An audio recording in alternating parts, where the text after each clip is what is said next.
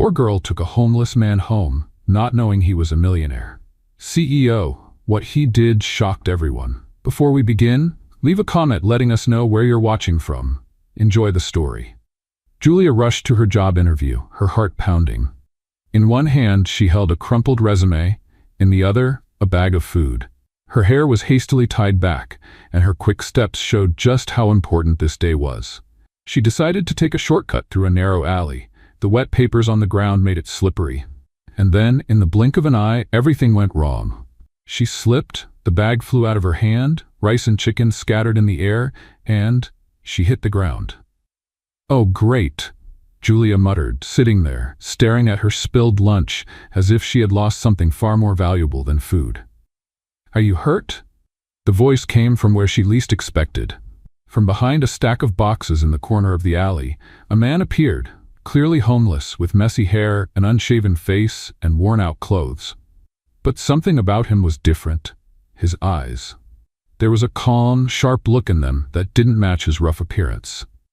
"I think I'm okay," Julia answered, picking up what was left of her meal. He stepped closer and picked up the fallen container, handing it to her with a slight smile. "There's still a little left." Julia hesitated before taking it from him. "Do you live here?"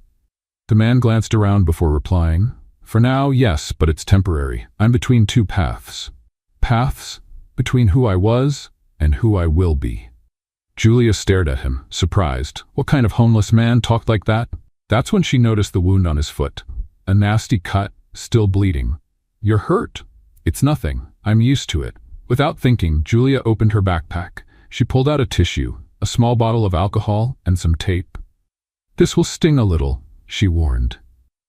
"I've had worse," he said, trying to sound tough, but his face twisted the moment the alcohol touched his skin. She quickly finished the bandage and was about to stand up when her stomach growled loudly. "Perfect," she grumbled. "Lost my lunch, running late, and now I'm being helped by someone worse off than me. I have a bag of bread. Want some?" She looked at him in surprise, then at the bag he was holding out, and let out a resigned sigh. "Only if there's butter." He chuckled. And so did she. A few minutes later, they sat on the curb, sharing the bread like old friends. Julia glanced at her watch and realized she was already too late. No point in rushing anymore. The interview she had wanted so badly was gone. "Well, that's it. No job, no lunch, and now I'm wasting time with a mysterious man who has strangely beautiful eyes." "You think my eyes are beautiful?" Julia blushed and looked away. "What's your name?" she asked, changing the subject. "David, and yours?" "Julia." He studied her for a moment as if memorizing her face. "So you really live on the streets?" "Technically, yes, but my roof is the sky." "That must be hard." David didn't answer, he just sat in silence. Julia stood up, dusted off her clothes, and picked up her resume. "Good luck, David." "You too, Julia." She walked away, but she didn't forget him. In the days that followed, Julia kept passing through that alley, always in a hurry, always chasing new opportunities. The interviews became a cycle of empty promises. But David, he was always there. In the same spot, with the same calm and observant gaze. Sometimes they exchanged greetings. Other times, short conversations. Once, he complimented her courage for standing up to a rude street vendor. Slowly, his presence became a small but steady part of her chaotic days. Then, on a freezing afternoon, Julia walked through the alley again. She had just left another disappointing interview, and she found David different. He was shivering. The bandage she had put on was still there, but now dirty and barely holding. The wound had worsened. His face was pale, his eyes sunken, and his arms wrapped around himself as if trying to hold on to what little warmth was left. Julia walked closer. "You still have that bandage?" she asked, concerned. "It's still holding," he replied, forcing a weak smile. She knelt down to check. The wound was infected, and he could barely hide his shaking. Julia looked around, thinking. She knew it might not be the safest choice. But then she thought about the small back room in her apartment. Tiny, simple, but it had a bed, a blanket, and a heater that worked. "I have a place," she whispered. David looked at her with a mix of surprise and caution. "It's nothing fancy, just a little room, but it's better than the cold ground. You can stay for the night, just tonight." "Julia?" "Just tonight," she repeated firmly. He hesitated, but he was too weak to refuse. He just nodded. She reached out her hand. he took it. On the way, Julia watched him. Even with a limp, David carried himself upright, as if holding on to a dignity no one else could see. He didn't look away, he didn't seem ashamed. And that intrigued her even more. When they arrived, she opened the door to her small apartment. "Welcome to my castle. Ignore the mess and the smell of disinfectant." David stepped inside slowly. He stopped in front of a framed photo of a smiling older woman standing next to Julia. "Your mother?" "My grandmother. She's in the hospital this week. I take care of her." He touched the glass carefully, murmured something Julia couldn't catch. "What did you say?" "Nothing. Just, she reminds me of someone I once knew." Julia felt a chill run down her spine, but she decided not to push. She led David to the small back room. "This is the bedroom. Bathroom's at the end of the hall. Towels are in the cabinet. And watch out for the heater. Don't get too comfortable, okay? It's just for tonight." "Of course, just for tonight." David stood there, taking in the space with quiet respect. And that night, neither of them slept well. One, because he felt further than ever from his own past. The other, because she felt closer than ever to something she couldn't yet explain. Let's play a little game with the people who only read the comments. Type pizza in the comments. Only those who read this far will get it. Now, let's continue the story.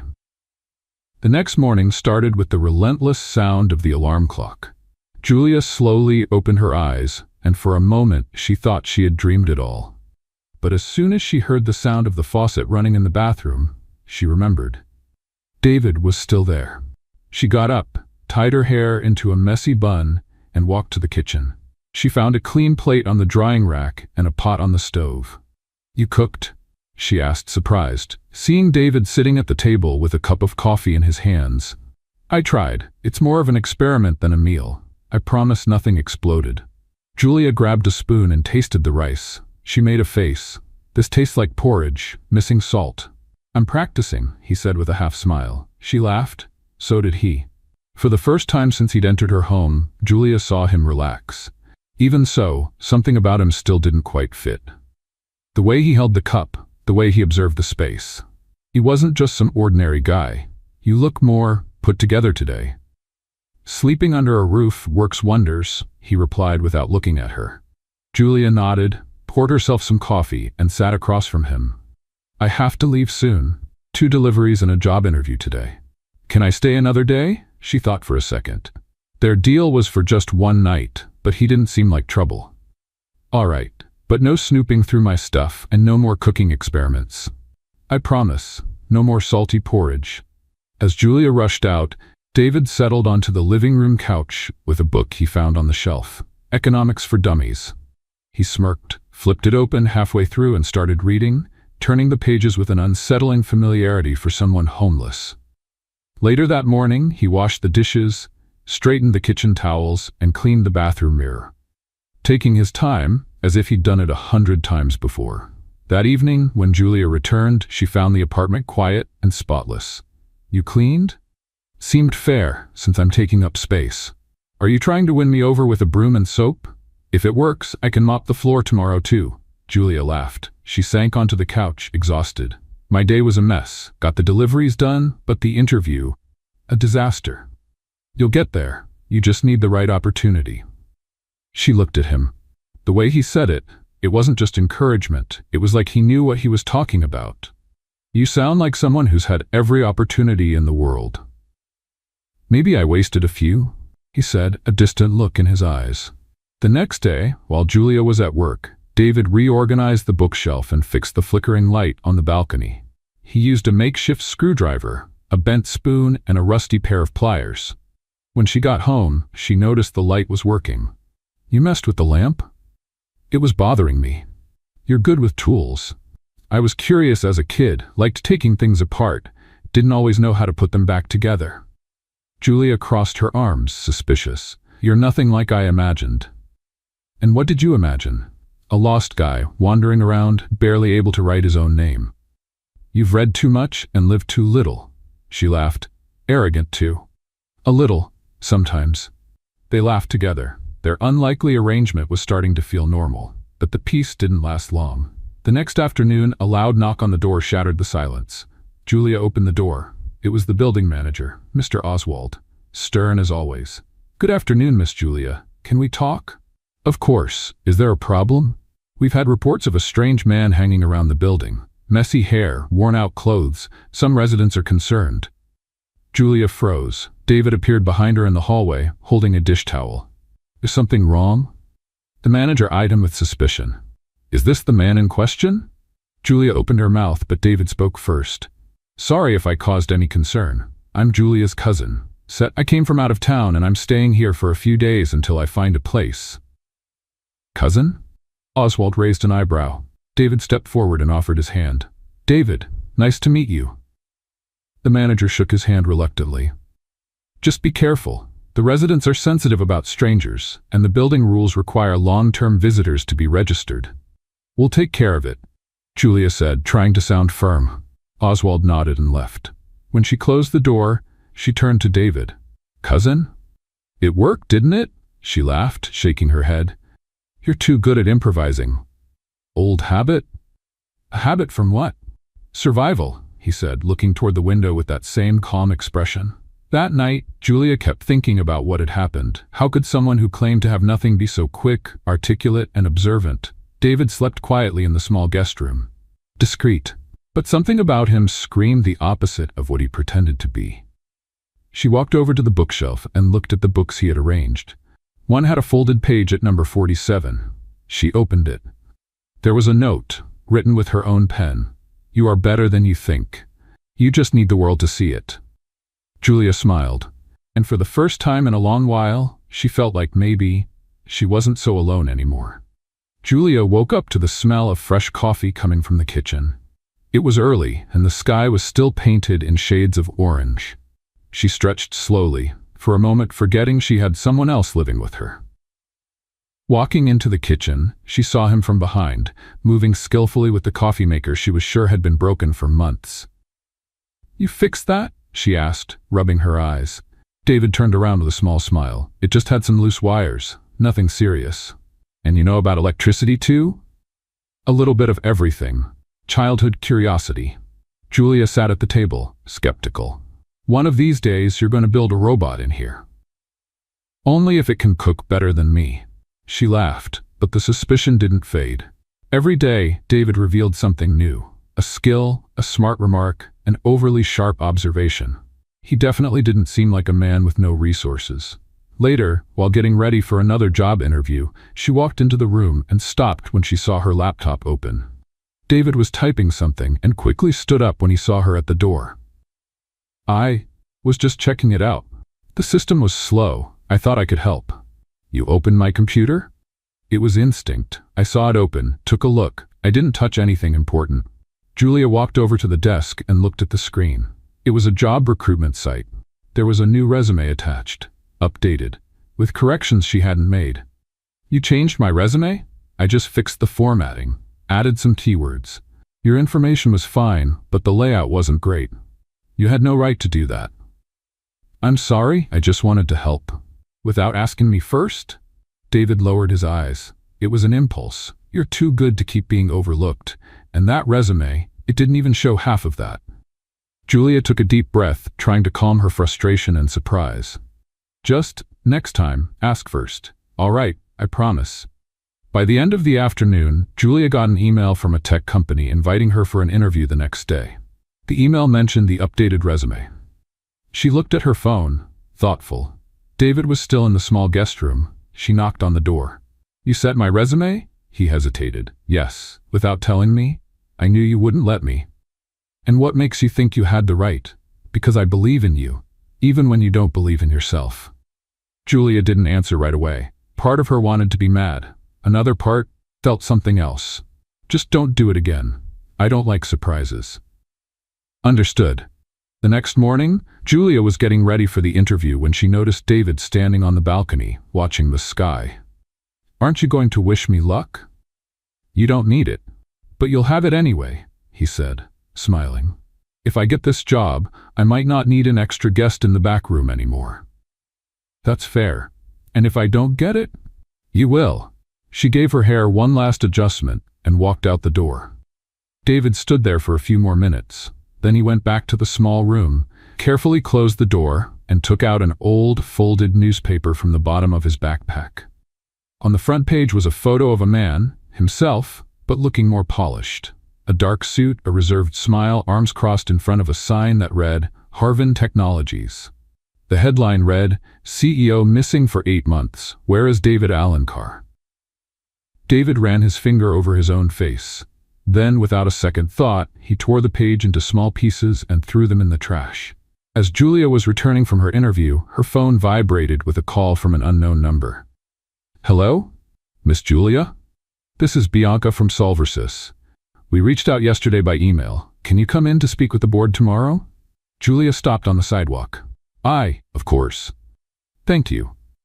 See you tomorrow. She hung up, barely believing it. She was smiling to herself as she crossed the same street as always, near the alley where everything had started. Then, as she passed a newsstand, she stopped. A front page, dated months ago, featured a story about a missing businessman. The face, she knew it or thought she did. She stepped closer, read the caption. David Alencar, founder and CEO of Harvin Technologies, has not been seen since the mysterious accident that removed him from his position. Julia froze. It was him, the same facial structure, the same eyes, the same name. David. But it couldn't be. She went home in silence. When she walked in, everything was in order. David was sitting at the table, reading a book as if nothing had happened. Hey, he said casually. Hey. She went straight to her room, sat on the bed, the newspaper still in her bag. Her heart was racing. He had the same name, the same face, the same calm demeanor. But he lived in an alley? Julia's mind was spinning with questions, but she didn't know where to start. Not yet. That night, they had dinner in silence. David commented on the weather, on a strange noise coming from the fridge. Julia pretended to listen, but her mind was elsewhere. On doubt. On the face from that newspaper. On the man now sleeping in the small room at the back of her house. She lay awake for a long time, staring at the dark ceiling. And before falling asleep, she whispered a single question. Who are you, really, David? The alarm rang at 6:30. Julia got up, still trying to process what she had felt the night before. The image from the newspaper wouldn't leave her mind. The name, the face, the tone of the article. Everything pointed to the fact that David was not who he claimed to be. But she didn't have the courage to confront him. Not yet. And at that moment, she had something more urgent to deal with. The interview with the Solversys board. David was in the kitchen when she came out of her room. Coffee's ready. And there's cheese bread. Not that I made it, but I went to the bakery early. Thanks, Julia said, accepting the cup. She watched him as she drank her coffee. He seemed calm, normal. But now she saw things differently. The way he moved around the house, how he observed everything. He was too discreet. And at the same time, he seemed to know exactly what to do in every situation. Heading out? He asked. I have that meeting at Solversys. Nervous? A little. You'll do great. She nodded, then hesitated. And you? Going out today? David smiled. Thought I'd walk around the neighborhood, just to stretch my legs. She finished her coffee and stood up. See you later. Good luck, Julia.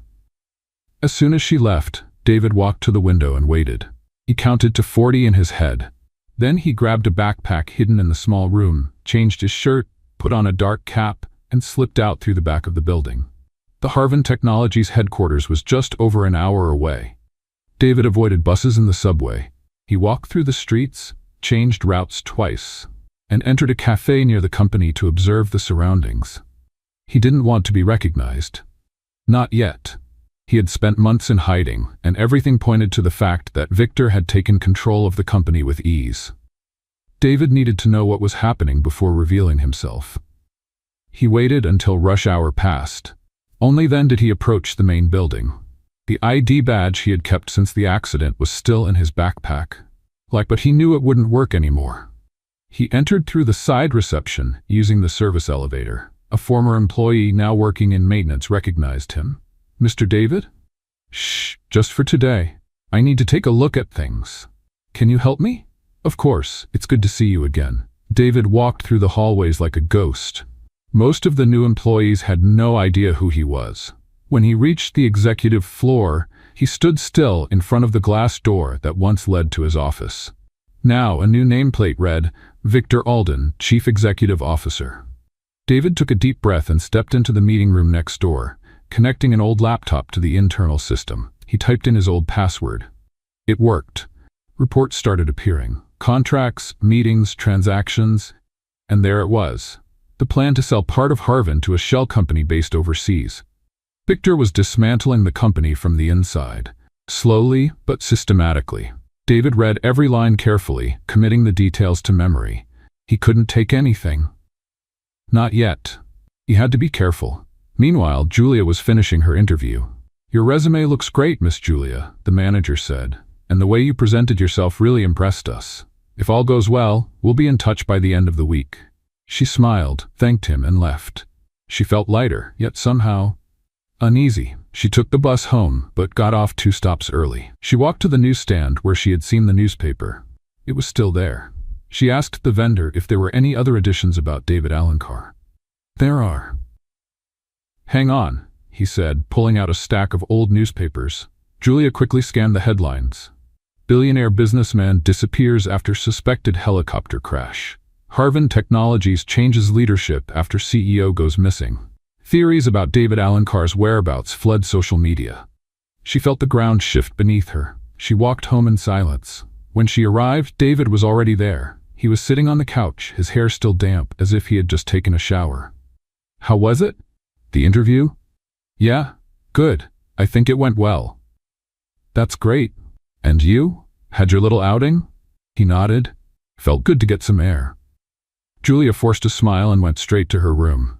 She closed the door, sat on the bed, and spread the newspapers out on the mattress. Her eyes landed on the front page photo. The same look, the same posture. It was him.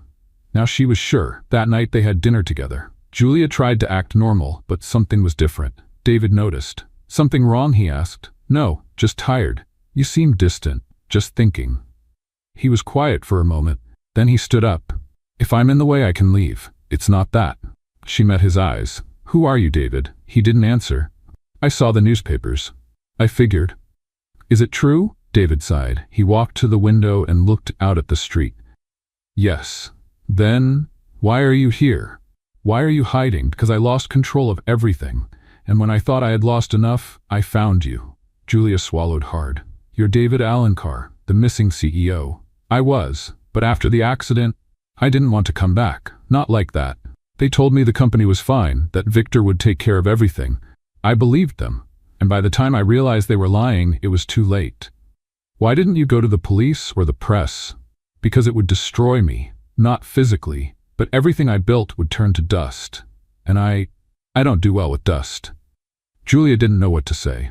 There was anger, yes, but there was also understanding. He wasn't just a liar. He was a man trying to escape himself. "So what are you going to do?" David turned to her. "I don't know, but now, maybe I have a reason to go back." She felt her heart race, but she didn't respond.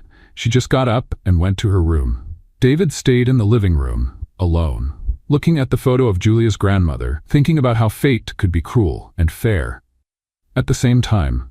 The following week started off busy for Julia. While she was still waiting for a response from Solversis, she kept taking small jobs whenever she could. She worked as a waitress at events on weekends, delivered packages in her spare time, and sometimes typed resumes for neighbors for a little extra cash. On Friday morning, she received a message from a coworker's number. "Party tonight. A tech company event, a big one. Are you in?" Julia didn't think twice. She replied, yes. She didn't know it yet, but that invitation would change everything. That night, Julia arrived at the event venue, a luxurious hotel with a mirrored facade and a lobby that sparkled like a grand ballroom. The decor was elegant, the kind of place she would never visit by choice. She was given a standard uniform and directed to the main hall. "Don't talk to guests unless necessary, and smile," the coordinator said hurriedly, handing out trays of glasses. Julia took a deep breath and stepped inside. The hall was enormous. Screens displayed animated charts, corporate presentations were projected on the walls, and in one corner, an orchestra played softly. She walked among the guests, balancing a tray of champagne, trying to keep her posture steady. Then she saw something that made her stop. David, in a suit, clean-shaven, standing tall. He was talking to a group of well-dressed men, gesturing with the confidence of someone who knew exactly where he belonged. Julia felt her breath catch for a moment. He didn't see her, or he pretended not to. She quickly stepped aside and moved into a hallway, her heart pounding. Why is he here? She thought. How does no one recognize him? Or do they? She looked again. David was laughing with an older executive, both holding glasses. He was wearing a name tag with a different name. Daniel Andrade. She closed her eyes for a moment. This was too real. In the back room used by event staff, Julia tried to calm herself. She took her phone out to send a message to a coworker. But just as the coordinator called her away, she left it on the counter. Minutes later, when she returned, the phone was gone. She searched everywhere. Asked the other staff members. Nothing. She rushed out of the break room and started looking around the event. She tried to remember where she could have left it. She stopped near the entrance, watching the flow of people coming and going. That's when she saw David, or rather Daniel, slipping quietly through a side door. Something in his jacket pocket caught her eye, a metallic edge. Like a phone. Julia didn't have time to confront him. He disappeared down the hallways. That night, she went home without her phone, without answers, and with a storm of questions swirling in her mind. David hadn't come back yet, and when he did, it was already past midnight. He entered quietly without turning on the lights. He thought Julia was asleep, but she was sitting in the living room, waiting. "Where were you?" she asked, straight to the point. He paused for a second. "I went for a walk." "At a 5-star hotel, wearing a suit and a fake name tag?" David stayed calm. "I had to be there." "Stealing a phone was part of the plan too?" "I didn't steal it." He pulled the phone from his pocket. Her phone. "I found it in the hall near the buffet. I was going to leave it at the front desk, but I changed my mind." "Changed your mind about returning it, or about keeping up your lies?" He handed her the phone. "Here it is. Battery full, nothing touched." "You were pretending to be someone else," she accused. "It was the only way to get in and hear what Victor was planning." Julia stood up, furious. "So that's it? You lied, sneaked in, and made me look like a fool in front of everyone? I never meant to expose you, but you did. I needed information. And what did you find out?" David hesitated. Then he spoke. "Victor is planning to sell Harvin through a merger with a fake company. The deal will be cleaned up on paper, and the real company will be dismantled from the inside. He's using my name on old contracts that haven't been deactivated yet." "Then why don't you report him?" "Because I don't have all the proof yet. And if I push too soon, he might come out looking like the victim." Julia paced back and forth. You're someone I don't even know, David. And I thought," her voice cracked, "I thought I could trust you." "You can." "Can I? I saw you at that event. You were someone else. You looked at those people like you belonged in their world. And then you come back here, to my couch, to my food, and pretend you're still the guy from the alley." "I'm not pretending. I'm both, the man who messed up, and the man trying to make things right." Julia took a deep breath. "I need to think." She walked into her room and shut the door. David stood there, in the dark, still holding the phone. The next morning, Julia woke up with her mind in turmoil. She got up, made coffee, but didn't call David. He was already up, dressed, ready to leave. "I'll be gone for a few days," he said, standing at the door. "Running away again?" "I'm finishing what I started." "Alone?" "For now, yes." "What if I'm not here when you get back?" David gave a sad smile. "It would still be worth it." He walked out, and for the first time Julia felt that maybe this was the end. Across town, David quietly entered a small office. He met an old contact, someone who owed him favors and didn't ask many questions. "I need access to Harvin's digital files, old backups, legal department transaction records, contracts signed in the last 6 months." "What are you planning to do?" "Make Victor trip over his own plan." As he spoke, David felt the weight of everything he had been through. This wasn't about the company anymore. It was about truth, about justice, and most of all, about facing Julia without more half-truths. 2 days later, Julia received an envelope at home. No sender. Inside was her phone, now with a new folder saved in the gallery. Harvin, Truth. She opened the files, spreadsheets, recordings, copies of emails, everything. Along with it, a simple typed note. "I couldn't stay, but I never really left, D." Julia pressed the phone to her chest. and for the first time in days, she knew exactly what she had to do. It was Sunday. The coffee on the kitchen table had gone cold, but Julia hadn't taken a single sip. Her phone was in her hands, the folder from David still open. Every document she read made things clearer and more dangerous. Victor was tearing Harvin apart from the inside, like an old toy. The records left no doubt. Contracts signed in David's name, transactions to shell companies, massive asset transfers. And yet, it wasn't enough for a public scandal. Victor was careful. He left calculated gaps, documents with digital signatures that seemed legitimate, and used front men to cover the real names. Julia knew this was just the tip of the iceberg, and now she was in too deep to pretend otherwise.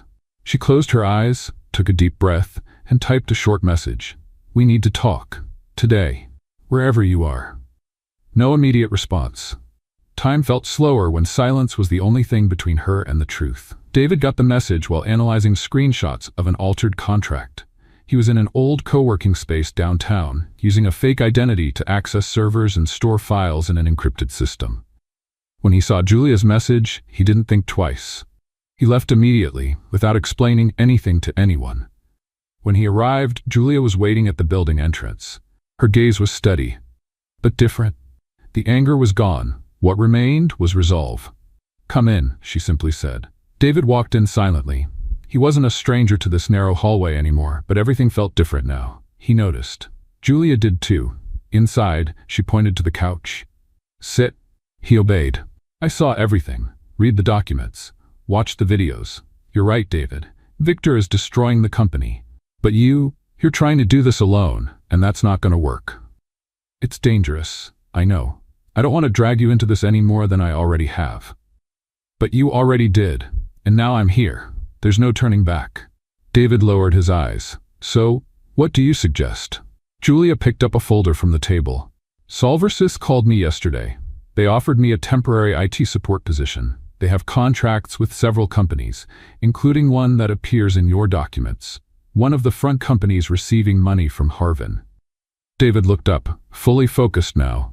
"You think you can get something from them?" "I can get inside. It won't be easy, but if I can access their internal system, I might find more direct evidence. Calls, transfers, authorizations under Victor's name." "Julia, this could put you in danger." "I've been in danger since the day I brought you home." David stepped closer. "You don't have to do this for me. I'm not doing it for you or for me. I'm doing it for justice, for truth, for everyone who's being deceived." They stood in silence for a few seconds. He reached out, touched her arm. "I don't know if I deserve all this." "Then don't try to deserve it. Just make it worth it." In the days that followed, Julia started her new job at Solversys. The company was modern, with strict security systems and clear rules. But she knew how to move carefully. She acted like a quiet employee, helpful, smart. But behind those watchful eyes she had a goal: to find the loose threads connecting Solversys to Victor's schemes. David, meanwhile, intensified his work behind the scenes. With the help of an old trusted partner, Marcos, a former director of digital security at Harvin, he set up a parallel data collection base. Information was flowing faster now. The plan was taking shape. "There's a meeting scheduled between Victor and the Ghost Company's directors next week," Marcos said, showing an intercepted email. "Where?" "At the Magnolia Hotel. Private hall. Event name, strategic merger." David knew exactly what that meant. If that contract was signed, he would lose any chance of turning the situation around. The night before the meeting, Julia got her hands on something valuable. During a break, she accessed the company's system and found a hidden file containing recordings of meetings between Victor and executives from the shell companies. Clear voices, distinct conversations, details about payments, agreements, and the use of David's documents. She saved everything onto a flash drive, hiding it deep inside her bag. Walking out of the building, her heart pounded in her chest. She felt like she was carrying dynamite. That night, she met David. "I got it," she said. Handing him the flash drive, he took it carefully, as if holding gold. He took a huge risk. Was it worth it? More than you can imagine. He plugged the flash drive into his computer. The screen displayed the audio files. Then, Victor's voice played. "David won't show up. And even if he does, the story's already been written. He ran, disappeared, the world forgot about him. Then, another executive's voice. The merger happens this week. After that, no one will ask about him again. David looked at Julia. With this, we have everything. She took a deep breath. And now? He closed the laptop. Now, we stop hiding. On the day of the meeting, David put on the suit he hadn't worn since the accident. Freshly shaved, hair neatly styled, a new Harvin ID badge in hand, reactivated thanks to a loophole he himself had created years ago. Julia was ready too. She would be wearing a hidden camera, disguised as a shirt button. The plan was simple. He would enter as an investor. She, already scheduled to assist with meeting logistics, would blend in. When they met at the hotel entrance, the air was tense. "Are you ready?" he asked. "Let's end this." The hall was packed with important people. Victor hadn't arrived yet. The directors from the shell companies were seated around a large oval table. Julia moved among them, handing out materials, connecting cables, adjusting the projector, acting as if everything was normal. When Victor finally walked in, silence filled the room. But it didn't last. "Gentlemen," he said, "today we take an important step forward, and for that I have the pleasure of introducing a new partner, Daniel Andrade." David entered through the side door. The impact was instant. Eyes met. Someone whispered. One of the directors turned pale. Victor froze. "This can't be." David walked calmly to the front of the room. "Good to see you again, Victor." "This is trespassing. You're impersonating someone else." "No, I'm reclaiming who I am. David Alencar, founder of Harvin, and the victim of a fraud that starts with you." Victor tried to stay composed, but the looks around the room had changed. David pointed to Julia. Everything was recorded. Every meeting, every call, every misstep.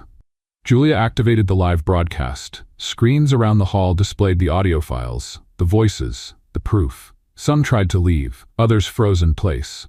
Victor fought back. "This is fake, manipulated," but no one believed him. David pulled an envelope from his pocket. "Court order, freezing all assets linked to Harvin's shell companies, and Victor, an arrest warrant, signed this morning." Police officers entered from the side of the room. Victor was handcuffed without a fight, but before being taken away, he looked at David. "You think you've won?" "Not me. The truth." That night, Julia and David sat on her apartment balcony. "Did you get what you wanted?" she asked. "Almost." "Almost?" He looked at her. "There's still one thing left." "What?" David leaned in slowly, taking her hand. "To win you back, not as a CEO, not as the guy from the alley, but as someone who finally understands what it means to trust." Julia smiled, squeezing his fingers, then start. And at that moment, the game finally changed. Victor's exposure was a relief, but not a liberation. The media covered the scandal. David's name was back in the headlines, now as the CEO who returned from the shadows. Investors were divided. Half celebrated his comeback. The other half feared instability. But for David, none of that mattered more than the uncomfortable silence between him and Julia. In the past few days, she avoided questions. He avoided answers. That night, they sat across from each other at the dinner table. Julia's plate remained untouched. "Do you still think you did the right thing?" she asked, without lifting her eyes. David took a moment before answering. "I did what had to be done." "Even knowing that now, everything revolves around you again?" He sighed. "Do you think I enjoy this?" "I don't know what you enjoy anymore, David. I don't even know if I know you." That hurt more than he was willing to admit. "I'm the same man you found in that alley." "No, you're not. The man I found gave me food when he had nothing. The man sitting here hides things from me, calculates, acts like the world is a chessboard. Because now it is. And where do I fit into this game?" He didn't answer. If there was an answer, it wasn't simple. The next day, Julia went to Harvin for the first time since the scandal.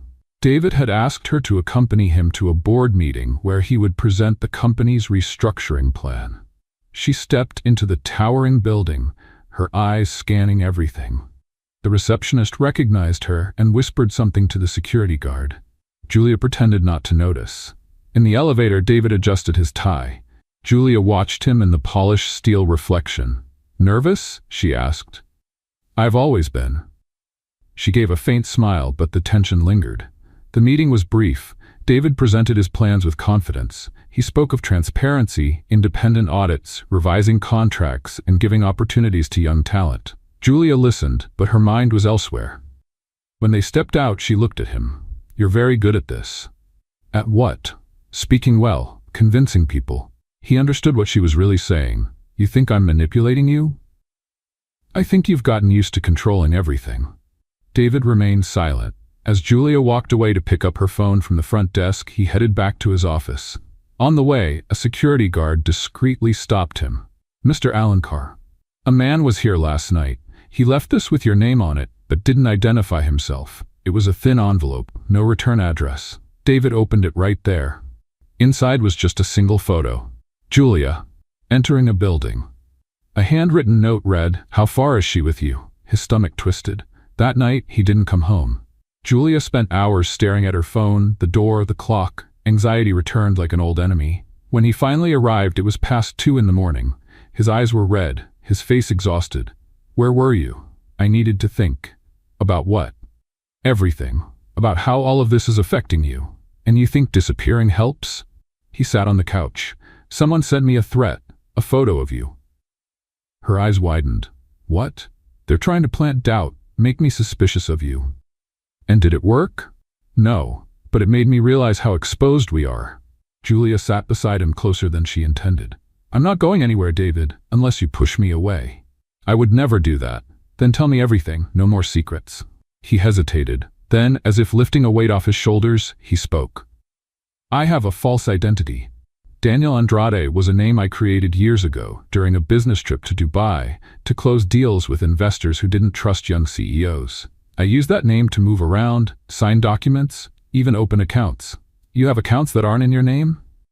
I had, but everything was legalized when I came back. Still, the name remained like a shadow, and now someone is using it against me.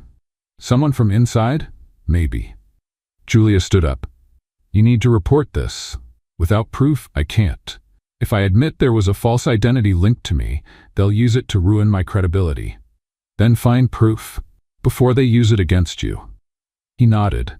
2 days later, Julia received an anonymous envelope at the cafe where she used to work before taking freelance jobs at Solversys. Inside was a copy of a stock transfer document under the name Daniel Andrade. David's name was nowhere to be found. And a note. Do you still believe you know him? She went to Harvin that afternoon. She didn't call ahead. She waited for him to finish his last meeting and intercepted him in the parking lot. Is this yours? She handed him the envelope. David recognized it instantly. Who gave you this? It got to me, the same way it got to you. Julia, this is part of what I told you. Someone is trying to break the trust between us. And is it working? Only if you let it. She crossed her arms. What? Why didn't you ever tell me about this past? About this other name? Because it was a mistake I had buried. A mistake I thought would never come back. You can't expect me to believe everything without questioning it, David. You disappeared for months, lied about who you were, snuck into parties with fake badges, and now there are documents with names I've never even heard before. I have the right to doubt you. He lowered his head. You're right. So, do we keep going, or do we stop here? David stepped closer, hesitant. I don't want to lose you, but I also don't want you by my side without knowing where you stand. Then show me. Everything. Tonight. That night, David took Julia to a small warehouse in the suburbs. There, he kept a personal archive of everything he had collected over the years. Folders with old contracts, handwritten notes, recordings, even receipts for transactions that were never officially recorded. This is the part of my life I've been hiding, not because I wanted to deceive you, but because I was ashamed of it. Julia scanned the papers. All of this is yours? Yes, a part of my life no one knows about. Just me. And now, you. She looked at him. For a moment, all the fear disappeared. You're not perfect, but at least now you're real. David smiled, relieved. This is the closest to the truth I can get. Then start here. From now on, no more secrets. Promise? I promise. Julia stepped forward and hugged him. Tightly, without hesitation, he closed his eyes, and finally he knew he didn't have to run anymore. But on the other side of the city, in a dimly lit office, a man watched everything unfold on a screen. They're together again, he said to no one in particular. The assistant behind him kept his eyes down. Should I move forward with the plan? Yes. But now, more carefully, they're stronger, and that makes everything more dangerous. The man lit a cigarette, leaned back in his chair and smiled. But don't worry, even the strongest alliances have invisible cracks. Julia woke up to a different kind of silence that morning. The apartment felt bigger, emptier. The kettle was still in its usual spot, but there was no scent of fresh coffee, no sound of David's footsteps coming from the small guest room. Instinctively, she got up and went there. The bed was made. The closet door was open.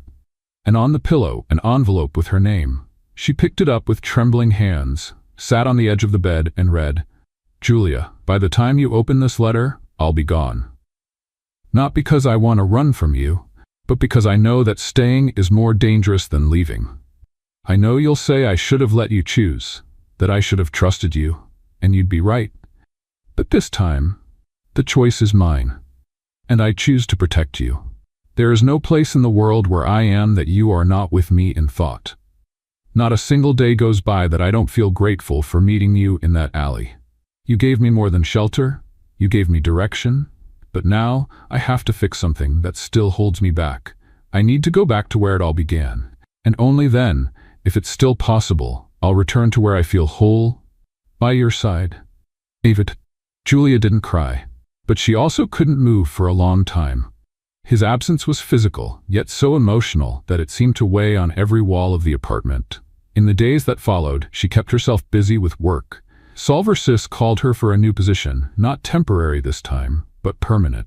She accepted, not out of necessity, but to fill the space David had left behind. She avoided the news, but his name still appeared from time to time. Billionaire businessman resurfaces. David Alencar breaks his silence. Harvin enters a new phase, bringing its CEO back to the market. She didn't read the articles, didn't click on the videos. She didn't want to see that side of him. The David who wore suits, spoke to reporters, and shook hands in boardrooms wasn't the one she missed. She missed the David who laughed at his own cooking mistakes, the one who stayed up late just to rearrange her books by theme instead of by author. And even with time, that David never really left. He was everywhere. One afternoon, after work, Julia decided to take a walk. The sky was overcast, the air was cold. She hadn't brought an umbrella. She had no real destination. She passed familiar streets, others she had avoided, until, without meaning to, her steps took her back to the same alley where it all began. There it was, the spot where she had fallen, dropped her lunch, and met a man who would change her life forever. She smiled to herself, not just because of the memory, but because for the first time she felt like she could move forward, even without him there. But the universe, apparently, wasn't done with them yet. On the other side of the city, David sat inside a car, watching his former company through the window. The Harvin building was now a symbol of rebuilding. He had left it in the hands of a new board, with a trusted team determined to do things the right way. "Are you sure about this?" Marcos asked, sitting beside him in the back seat. "Yes, I've closed this chapter." "And now?" David smiled. "Now, I need to find a coffee shop." The following week, Julia received an unexpected email. "Dear Julia, we would like to invite you to participate in an internal selection process at our partner company, Sunbite Technologies. Your experience and profile have been recommended. The interview will be in person." She hesitated. She had never heard of Sunbite, but the invitation seemed legitimate. The address was in a rural area where many startups were setting up small operational offices. On Saturday, she decided to go. She took a bus, then a rideshare, and finally arrived at the location, a small road lined with trees, with simple signs pointing to a newly opened coffee shop. Café do Vale. She found it odd. She checked the address again. This was the place. She walked in, confused. There was no reception, just a smiling young woman behind the counter. "Julia?" "Yes." "Please follow me." She was led to the back of the cafe. A door opened. Inside, sunlight streamed through the windows and one person was waiting. David. No suit, no tie. He wore jeans, his sleeves rolled up, and that familiar smile she would recognize anywhere. Julia froze. "What is this?" "An apology. You set all this up?" "Not alone. The cafe is real, and so is the job offer. But the idea was to see you again. I just didn't want to show up at your door like a ghost." She crossed her arms. "And why now?" "Because now I've settled everything I needed to, and because I still love you, even if I don't know if you'll forgive me." Julia took a deep breath. "You left me, without saying if you'd be back, without letting me know if you were okay. That doesn't get fixed with a mysterious invitation." I know, but maybe it can start with a coffee. She laughed, incredulous. You never change. I don't want to, not if it means losing what brought me here. Silence. I invested here, he continued. Used a different name, wanted to build something simple away from the chaos. I thought maybe you'd like the idea. She studied him. So you want me to work for you? I want you to decide what you want. If you want to walk away now, that's fine. But if you want to try, we can start over. Not as CEO and the girl from the alley, but as Julia and David, equals. She looked around, the smell of coffee, the soft light, her heart racing. And if I say yes, I'll hand you an apron. And if I say no, you get a free coffee and leave with your dignity intact. Julia walked slowly toward him, stopped just inches away. Do you have sugar? We do, even plant-based milk. Then, what's today's special, boss? David smiled. The house specialty. New beginnings. She took the apron he offered, put it on slowly, and for the first time in a long while, she felt like she was exactly where she was meant to be. As they prepared the first coffee of the day together, a woman on the other side of the world read an email with interest. Target identified. The CEO is no longer active in the company's board. Minimal market influence, but emotionally vulnerable. She typed just 2 words in response. Keep watching. The game wasn't over, but Julia and David were finally ready to play together. The Café do Vale sign was starting to gain fame in the region. Locals loved the warm atmosphere, the handcrafted coffee, and most of all, the friendly couple who seemed straight out of a romantic comedy. Julia felt good there. For the first time in a long time, she worked without burden, without fear, without the exhaustion of constantly running. And David? Well, David seemed lighter too. Away from Harvin's glass-walled offices, the newspapers, and suffocating contracts. But that peace wouldn't last. A week after their reunion, the calm began to crack. It started with a phone call. Julia, this is Sandra from Solversus. Do you have a moment? Of course. Everything okay? It's about the Harvin case. You're still on the list of summoned witnesses. What? Victor's defense has filed a new strategy. They're trying to accuse David of corporate fraud and identity misrepresentation. You've been listed as a key figure from the time he was in hiding. Julia pressed a hand to her forehead, but he was protecting himself. I know what he did. I helped. Yes, but his defense team hasn't officially responded yet, and the prosecution wants to determine if you were used, manipulated, or complicit. Julia swallowed hard. And when is this happening? Preliminary hearing. Next week. That night, as she and David were closing the cafe's register, she decided to speak up. Did you know Victor was still trying to bring you down? David didn't seem surprised. I figured he'd try something. He's accusing you of fraud, and they called me as a witness. David dropped the coins on the counter. Julia, I never wanted to drag you into this. I know, but now I'm in it, and I want to know, are you going to fight or run away again? He looked at her. There was something different in his eyes. Not fear, not doubt, but something that mixed exhaustion with determination. I'm going to face it. Then start by telling the truth. Which part? All of it. David sat down, took a deep breath, and began. When I came back from Victor's exhibition, I thought staying away was enough. But as soon as the press found out I was alive, everything reignited. Investors pressured me. The board summoned me. I tried to refuse, but I realized that Harvin was still my responsibility. So you came back, as an interim. But I didn't tell anyone. I wanted to settle the pending contracts, hand over the company to trustworthy hands, and leave for good. And you didn't tell me, because I knew you'd think I was doing it all over again. Disappearing, controlling everything. Julia watched him in silence. And do you still think you can live between 2 worlds? I just want one of them to be with you. The hearing came quickly. The courtroom was packed, even though it was just a preliminary session. Julia sat in the row reserved for witnesses, her hands clasped in her lap. David entered with his lawyer beside him. He wore a dark suit, his hair neatly combed, but his gaze was still the same. On the other side, Victor looked thinner, but no less venomous. The judge opened the session. The prosecution laid out its arguments. David had used a false name, moved around in disguise, attended private events, and now he had to explain whether all of it was part of a dirty scheme or an act of survival. Then Julia was called. She walked to the stand with firm steps. The judge looked at her. Miss Julia, What can you tell us about the time Mr. David was absent from the public eye? She took a deep breath. That he was trying to save his own life, and later the company he built.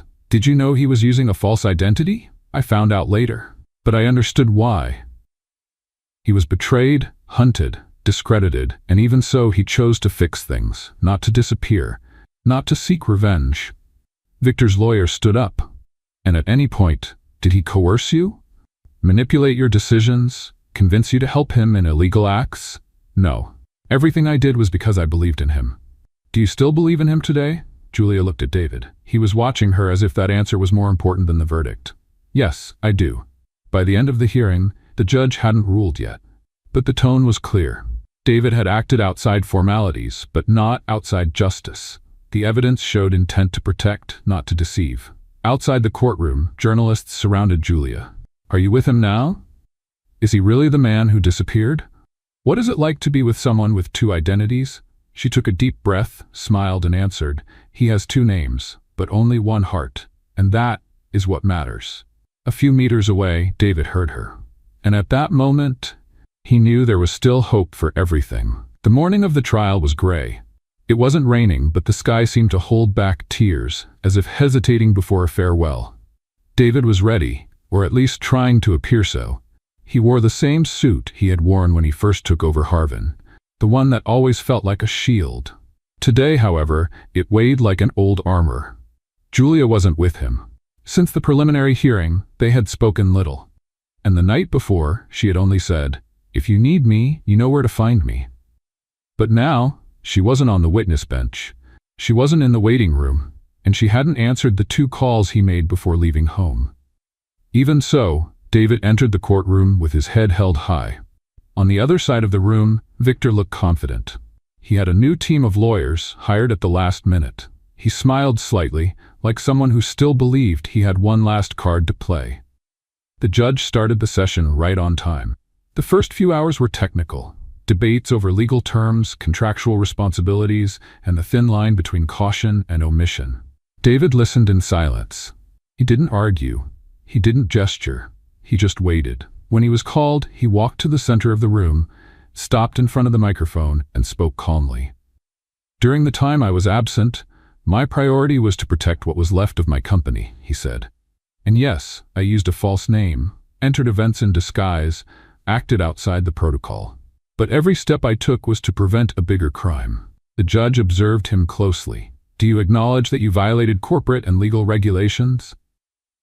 I acknowledge that, but I ask the court to consider the context, the real risk, and the evidence that not only clarifies my intent, but also exposes the gravity of what was happening behind the scenes. The prosecution did not object. Victor's defense tried to shift the focus, but the audio recordings, videos, and documents presented during the trial phase were undeniable. After a brief recess, the judge returned to deliver the verdict. The court acknowledges that Mr. David Alencar acted outside legal parameters at certain moments, but his actions were driven by the need to protect both himself and his company. Considering the evidence presented, this court declares him not guilty of fraud and intentional identity manipulation. The courtroom murmured. For the first time, Victor lost his smile. The judge continued. However, it is recommended that Mr. Alencar remain away from executive duties at Harvin for an indefinite period to ensure the company's institutional rebuilding on neutral grounds. David nodded. This was not a loss. In a way, it was freedom. As he left the courtroom, reporters swarmed him. But David didn't speak. He was only looking for one face. Julia, but she wasn't there. 2 days passed. David couldn't focus on anything. The cafe remained closed. Every morning he returned there, as if that would somehow make her appear. On the 3rd morning, he found the counter clean, the plants watered, and one thing different, a letter placed on the coffee machine. He recognized the handwriting instantly. David, first of all, congratulations. You did what many would have given up on. But I needed some time. Because watching you in that courtroom was hard. Seeing the weight you still carry. Seeing the world pulling you back in, even when all you want is to breathe. I love you, but I love myself too. And right now, I need to remember who I am without you around. Because for a long time, my life was about surviving. And now that I've learned to live, I want to do it for me. This isn't goodbye. But it is a pause. Sometimes a reunion is only beautiful because of the space in between. With love, Julia. David stood still for a long time. Then he made himself a cup of coffee, sat by the window, and looked at the small garden they had started together. He didn't cry, but he let the silence fill every corner of what she had left behind. Months passed. David never returned to Harvin. Instead, he invested in small businesses, cafes, social projects focused on education. He chose a quieter, simpler life, but never a lonely one. Julia changed too. She opened a small bookstore in a quiet neighborhood, creating a cozy space for community reading. She worked less, smiled more. She was whole. They hadn't seen each other in all that time, but they thought about each other often. Then, on a spring morning, a letter arrived at Julia's shop. It was signed with only a single letter, D. And it said, "I found a town where the trees bloom all year long, where the coffee never gets cold, and where there's an empty chair beside mine. If you ever want to come back, I'll be here." Julia read the letter with a soft smile on her lips, and for the first time in a long while, she felt no rush. She knew the reunion would come, but only when they were both ready to stay. The day began with a warm breeze sweeping across the sidewalks of the small town where David had settled. There was no sign of rain, but the sky was filled with light clouds, gently veiling the sun. It was the kind of morning that called for quiet moments, fresh coffee, and memories. The cafe he had built with so much care was now known as a place of peace. Destino Cafe wasn't just a name, it was the feeling everyone had when they walked through the door. But that day, David woke up restless. He didn't know why. He just felt it, like something was about to happen. He set the tables, checked the coffee beans, cleaned the espresso machine. Then, he turned on the lights on the outdoor patio and placed a fresh flower in the window vase. And he waited. Julia reached the end of the road with her heart racing. The town was smaller than she remembered, or maybe it was just the first time she was seeing it with calm eyes. The place smelled of history and sounded like tranquility. The streets were narrow, the houses low, their windows open, as if life breathed differently there. She carried little baggage, a backpack, a notebook, and a letter in her pocket, the letter David had sent months ago. She hadn't replied, but she had kept it, read it over and over again, and that morning she decided it was time to go. Not out of longing, but out of certainty. The wooden sign with hand-drawn letters made her smile. Destino Cafe. It was an invitation. She pushed the door open slowly. The little bell rang. David appeared behind the counter. Their eyes met, and for a few seconds neither of them spoke. They just looked at each other, as if confirming that time, no matter how cruel, hadn't erased what truly mattered. "So," he finally said, "you came. Took me too long?" "No, right on time." She walked to the counter. "You really did it, a coffee shop in the middle of nowhere. Sometimes we don't need much, just a place to call home." "And did you find it?" "Not yet, but I'm close." He gestured to the chair on the other side of the counter. She sat down. "What's good today?" "The house coffee is still strong, and the neighbor makes fresh cheese bread." "Cheese bread?" She smiled. "You sure know how to win me over." "I learned from the best teacher, silence." She lowered her gaze for a moment. "I thought you wouldn't write to me." "I thought so too. But you did, because writing was the only way not to forget you without seeming desperate." Julia laughed. "You were never desperate, only on the inside." They sat on the porch, each with a cup of coffee. The garden was in bloom. Leaves danced in the breeze. There was no rush, no expectations, just the perfect pause between the end of one story and the beginning of another. "The bookstore you opened is beautiful," he said. "I saw some pictures. Looks like it's more than just a shop. It's a place where people feel at home." That was the idea, a space where people could breathe freely. "And did you succeed?" "I'm still trying, as always." She looked at him. "You've changed, David." "For the better?" "For the truth," he nodded. "And you?" "I stopped running, stopped hiding, but I had to step away to understand who I was without you." "And did you?" "Yes, but now I also know who I am with you around." David set his cup down. "I don't know if I still have the right to ask for anything." "But you're going to ask?" "If I asked you to stay, just for a few days, would you consider it?" She didn't answer right away. Then she smiled. "I packed enough clothes for a week. I can get you an apron. I already feel at home. In the days that followed, Julia helped at the register, the tables, and with customers. She reorganized the books on the small cafe shelf and created a section called Reading with Coffee, a selection of light, inspiring books. David watched it all with quiet admiration. It wasn't like before. They no longer had to prove themselves or save each other, just walk side by side. One of the regulars, an older man with a white beard and a worn-out cap, commented, "You two have something special, like pieces of the same puzzle." Julia smiled. "Maybe we are." David stayed quiet, but that night as they closed the register, he said, "I've been thinking about something." "What?" "How sometimes life takes us in circles, just to bring us back where we were always meant to be. Like a cafe called Destino?" "Exactly." Julia looked into his eyes. "Are you still afraid?" "Of what?" "Of getting lost again." "No, because now I know if I ever get lost, you'll find me again." She reached across the counter and took his hand. "Always."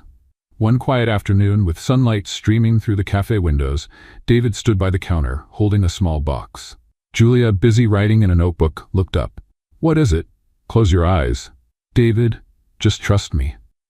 She closed her eyes. He stepped closer, and when she opened them, she saw a small silver ring with a simple stone. "This is an invitation, not for a wedding just yet, but to build something together, one day at a time." Julia was silent for a moment. Then she picked up the ring and slid it onto her finger. "It's light, as it should be," she smiled. "So, what's today's special, fiancé?" David laughed. "The same as always. New beginnings." And in that place, lost on the map but found by the heart, they started a new chapter. Not with grand promises, but with honesty and warm coffee. That year, winter arrived gently. It wasn't the kind of cold that stung, but just enough to make people wear thick coats and seek warmth indoors. For customers at Destino Cafe, that meant spending more time there, curled up in armchairs near the bookshelves, holding their cups with both hands, as if the warmth of the coffee could also warm their souls. David and Julia stood behind the counter, like so many mornings before. But something felt different. The cafe was busier than usual, and the staff, now a team of 3 full-time employees, moved around with an energy that seemed to be hiding something. "What's going on here today?" Julia asked, watching the subtle rush. "Oh, nothing special," Pedro, one of the baristas, answered, trying not to smile. "Pedro, you don't know how to lie." David walked out of the kitchen, holding a bouquet of sunflowers. Julia frowned. "Is this also nothing special?" "You'll see." He walked to the cafe door, which was open because of the mild weather, and placed the bouquet on a table on the porch. Then he held out his hand to Julia. "Come with me." "David, just for 5 minutes." She followed him without resisting. As soon as she stepped outside, she saw something that took her breath away for a moment. In the garden, now decorated with delicate banners and lights hanging from the branches, stood her friends, neighbors, employees, and even loyal customers of the cafe. All smiling, waiting. "What is this?" David looked at her, his eyes shining. "It's our day." "Our what?" Right there, on the still damp morning grass, he got down on one knee. "Julia, you were the most unexpected and perfect thing that ever happened to me. You showed up when I was nothing but ruins and had the courage to rebuild me with patience. I don't want to live without you anymore. I can't even imagine days where you're not by my side, arguing with me because I forgot to put sugar in your coffee." She laughed, tears welling in her eyes. "So I ask you, with everything I have and everything I am, will you marry me?" She covered her mouth with her hand. "Are you serious?" "More than anything I've ever done in my life." "And when is the wedding?" "Right now." Julia was speechless. David stood up and took her hands. "I know this is unexpected, but everything is ready. Simple. Just like us. There's only one thing missing." "What?" "Your answer." She looked around. The lights, the familiar faces, the garden they had nurtured together. Then she looked back at him. "I do." The guests applauded. Pedro started playing a soft tune on his guitar. Anna, the neighbor, brought out a carrot cake with chocolate frosting. Their favorite, as she always said. The ceremony was quick. A local justice of the peace officiated with a charming lightheartedness. David and Julia exchanged vows, looking into each other's eyes as if nothing else in the world existed. "I promise to remind you who you are even when you forget," she said. "And I promise to protect you even if the world crumbles again," he replied. The kiss came right after, unhurried.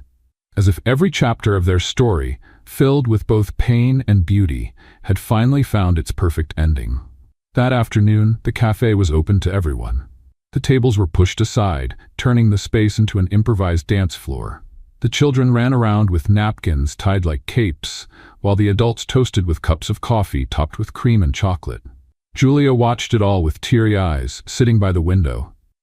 David sat beside her, holding a cup in his hand. "What are you thinking about?" he asked. "That for a long time I thought there were only two choices, surviving or giving up. And now here I am, living. You always knew how to live. You just needed space." She rested her head on his shoulder. "And you? Are you happy?" "More than I deserve." "You do deserve it, David, because you chose to change. You chose to love. And more than anything, you chose to stay." At the end of the day, when everyone had gone home, Julia and David sat at the counter again. The cafe was quiet, lit only by the soft glow of a lamp in the corner. "You know what I was thinking?" she said, stirring her spoon in her cup. "What?" "Maybe it's time to change the cafe's name." "Change it?" "Not entirely. Just a little adjustment." She got up, grabbed a sheet of paper, and wrote with a blue pen. "Cafe and Heart. What do you think?" David smiled. "It's exactly what we are." She placed the paper on the counter and said, "Tomorrow we change the sign." Tomorrow is a great day to start over. A few weeks later, the cafe had its new name. Cafe and Heart became a small tourist attraction, drawing visitors who wanted to see the place where the missing CEO restarted his life with an ordinary woman who had the heart of a giant. But inside, they weren't a legend, they were just life. David made the coffee, Julia managed the books, and they loved each other effortlessly, like two people who understood that the real luxury in life is having someone to share the silence with. What did you think of Julia and David's story?